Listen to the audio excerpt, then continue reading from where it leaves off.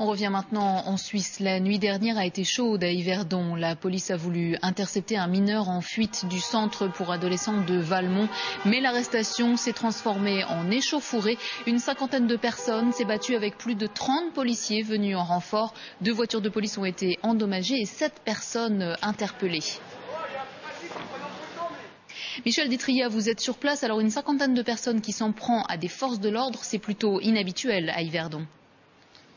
Écoutez, des incidents ici à la place de la gare d'Yverdon, il y en a déjà eu par le passé. On se rappelle, il y a eu des coups de poignard. Il y a beaucoup d'animations le soir. Le supermarché ouvre très tard.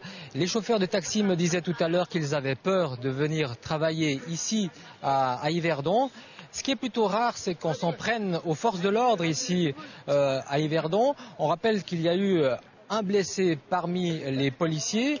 D'un côté, donc, vous aviez 50 jeunes, de l'autre, une trentaine de policiers. C'est parti d'une simple interpellation qui a mal tourné, puisque il s'agissait d'un mineur qui ne voulait pas rentrer dans son centre d'accueil à Lausanne.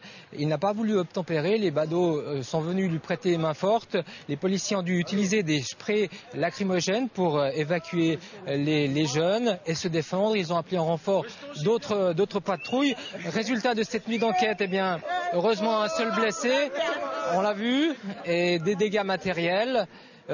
Quelques pneus crevés, des vitres brisées, bref, beaucoup de dégâts matériels. 4 personnes ont été interpellées et une enquête pénale est ouverte. Elle n'est pas terminée puisque l'enquête en recherche encore les protagonistes de cette affaire. Merci beaucoup, Michel.